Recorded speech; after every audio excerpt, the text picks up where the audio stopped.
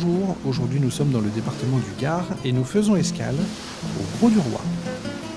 Voilà, on arrive au Séquarium, dit le Palais de la Mer, et on a rendez-vous avec Jean-Baptiste Sénégas, responsable du Centre d'études et de sauvegarde des tortues en Méditerranée. On le retrouve tout de suite. Jean-Baptiste, on est où là ? Là, on est au Séquarium du Grau du Roi, Ouais. dans lequel on a créé C'est le Palais de la Tortue là. le Palais de la Mer et Ouais. de la Tortue aussi à ce niveau-là, puisque le Séquarium a créé un musée sur les tortues marines en 2005, où on peut tout y découvrir sur la diversité, le nombre d'espèces, où elles vivent, ce qu'elles mangent, quels sont les dangers et qu'est-ce qu'on peut faire aussi pour les protéger. Et c'est là qu'on... Et c'est quoi les dangers alors ? Les dangers, ça dépend un petit peu où se trouve la tortue. D'accord. Mais pour la Méditerranée, les dangers vont être les captures accidentelles dans les filets de pêche, D'accord. les collisions avec les bateaux, mais ça peut être aussi sur les sites de ponte, le tourisme, D'accord. puisque les tortues vont aller pondre en juillet, août, au moment le plus chaud, mais c'est aussi le moment où il y a le plus de monde sur les plages. D'accord. Donc ça marche pas quoi. Donc voilà, c'est un gros souci pour les tortues marines.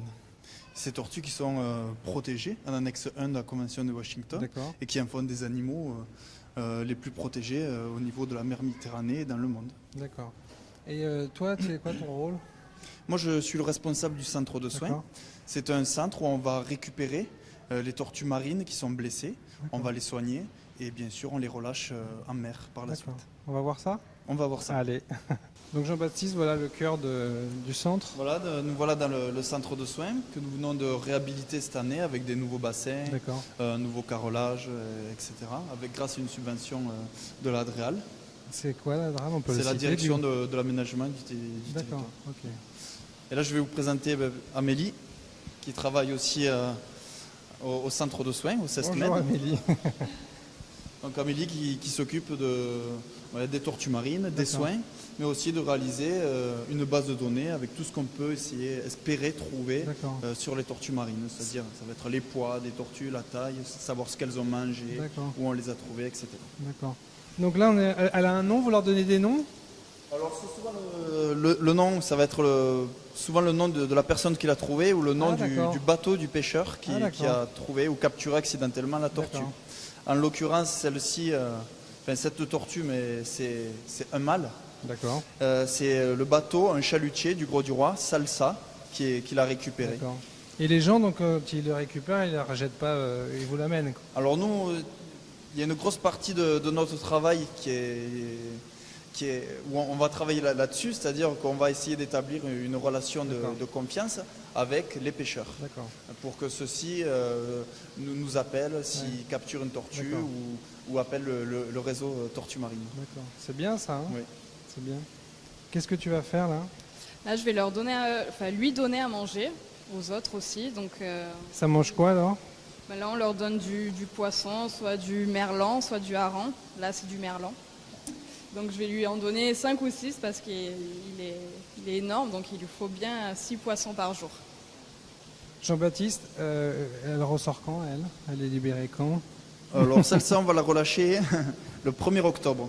Là, on l'a gardée quelque temps en observation, puisqu'une tortue qui est capturée dans un... Et traumatisée. Qui est traumatisée, qui est capturée dans des filets de pêche, peut avaler de l'eau de mer, et si de l'eau de mer passe dans ses poumons, on peut risquer la pneumonie. Ah d'accord, okay. Mais c'est comme nous alors. C'est comme nous. D'accord, ok. Donc on va la garder en observation, et puis celle-ci, on va la baliser. C'est-à-dire qu'on va lui coller un transmetteur, une balise Argos, et puis on va pouvoir la suivre pendant 1 an et demi, au jour le jour. D'accord. Alors tout ça dans le but d'en connaître plus sur l'espèce, mais aussi de savoir si une tortue qui a passé du temps dans un centre de soins est capable d'être réhabilitée au milieu naturel. Et vous avez déjà mis des balises sur les tortues, ça marche ? Oui, on a déjà fait, en 2005, c'était la première tortue balisée en France métropolitaine, et elle s'appelait Isis. Et cette tortue, on l'a suivie pendant 1 an, et on l'a relâchée au Grau du Roi, et 1 an après, elle était en Grèce. En Grèce ? Elle avait fait 5000 km. Ah oui, ça blague pas, hein. Ça nage tout le temps, ça fait... Alors ça suit les courants, ça nage, ça fait à peu près 30 km par jour. 30 km par jour. C'est magnifique, hein. Là, avec une taille comme ça, on peut estimer son âge ? Alors c'est très dur d'estimer l'âge d'une tortue. On compte pas le nombre de... Alors non, ça marche pas, c'est pas comme... même pas chez les coccinelles, le nombre de points, je crois que ça marche pas non plus. Mais c'est en fonction du poids et de sa taille qu'on va estimer. Là, on sait que c'est un mâle, donc elle est mature sexuellement, donc elle a forcément plus d'une vingtaine d'années. D'accord. Après, ces tortues-là peuvent atteindre jusqu'à 80 ans. 80 ans. Ouais. C'est rien à côté, nous. Hein. Elle est plus vieille que nous, certainement. Oui, c'est vrai. Hein. On lui donne le respect. Et alors, c'est quoi, quand elles arrivent là, elles sont quoi? Elles sont traumatisées, blessées physiquement? Alors les causes, les dangers en Méditerranée, sur notre littoral, ça va être la capture accidentelle, les collisions avec les bateaux, les hélices, etc. Et aussi l'ingestion d'hameçons, de fils de pêche, mais aussi de matières plastiques. Voilà. Et quand elles pondent, ça fait combien de tortues nouvelles? Alors, un nid de tortue, c'est une centaine entre 100 et 120 œufs par nid. Et on estime qu'une seule sur 1000 parviendra à l'âge adulte. Une sur 1000 ouais. Ah oui, là, on a un nid en coupe. C'est-à-dire un nid de tortue en coupe. C'est-à-dire que lorsque la tortue va pondre, elle va creuser un trou dans le sable de 60 cm. D'accord. On est sur la hauteur. Là on a la plage, le haut de la plage. Okay. Voilà. Donc, sur toute cette partie-là, en bas, comme il fera un peu plus froid, on aura des mâles. Et sur la partie plus chaude, on aura des femelles. L'être humain, c'est pas comme ça alors, parce que non, ça fonctionne pas comme ça. Des fois, ils veulent un garçon ou une fille. C'est pas une solution à leur donner, non? D'accord.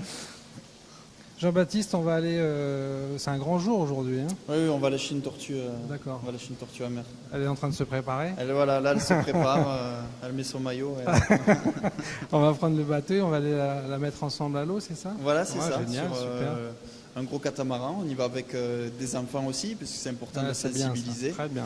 Puisque un centre de soins tout seul, ça ne sert pas à grand-chose si on n'en parle pas à côté, si on n'informe pas les gens. Voilà, on est sur le Providence. Jean-Baptiste est très occupé, c'est quand même une grosse expérience, même si, comme il nous a dit, il a l'habitude. Donc on va le retrouver après, on va partir en mer et on va libérer cette tortue qui vient d'être soignée par son centre. Pierre-Henri, avant de partir, on discutait avec ton papa, c'est une histoire de famille Oui, tout à fait, puisque mon grand-père a commencé à faire les promenades en bateau en 1936, à l'époque des premiers congés payés. Mais ça blague pas. Il y a eu beaucoup plus de personnes qui sont parties en vacances à cette époque-là. Donc nous, on est issus de la pêche, on est pêcheurs professionnels. Et puis on a dérivé petit à petit sur le tourisme, étant donné qu'il y a eu une influence de personnes à partir de cette époque. Donc là, à l'heure actuelle, c'est le 6e bateau ou le 7e bateau de la famille. Donc on a commencé par des tout petits bateaux de 10 personnes pour arriver à un maxi catamaran d'une centaine de passagers. Tu peux emmener combien de personnes? Alors à l'heure actuelle, on a 97 places assises avec 3 membres d'équipage. Donc c'est un bateau dernière génération. Donc on fait voile et moteur, qui permet d'avoir une économie d'énergie. Et catamaran pour avoir beaucoup plus de largeur sur le bateau et plus stable et beaucoup plus de passages pour notre clientèle, beaucoup plus aéré.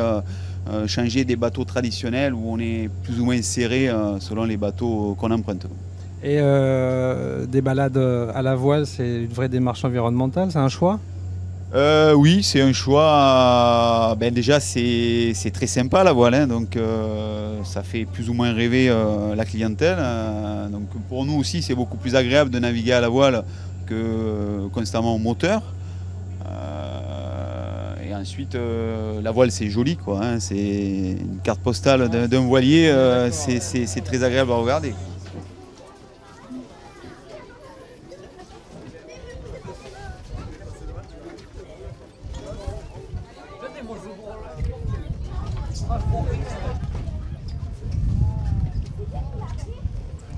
Un moment très émouvant. Hein.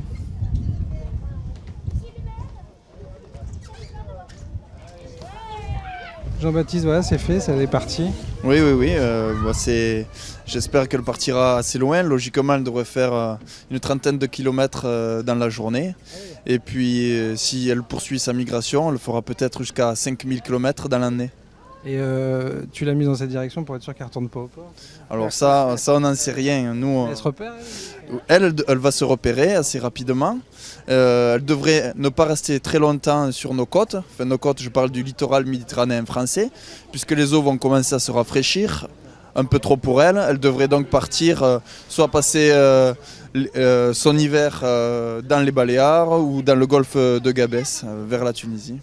Bravo, continuez. Merci beaucoup. C'est quoi le but de la voile? Parce que déjà on lave plus vite et que le moteur en pollue.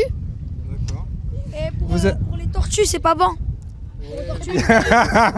Il est formidable. Et pour l'environnement c'est mauvais. Pour les Vous étiez ému quand vous avez vu la tortue repartir? Oui, elle était très grosse, très belle. C'était la première fois de ma vie que je la vois, elle était aussi grande. Elle n'est pas qu'un lieu de vacances, plage et loisirs quand vient l'été, mais suprême dans son importance pour nous permettre d'exister. Sa biodiversité marine, la protection des océans, son potentiel offre des vitrines de vie durable au développement.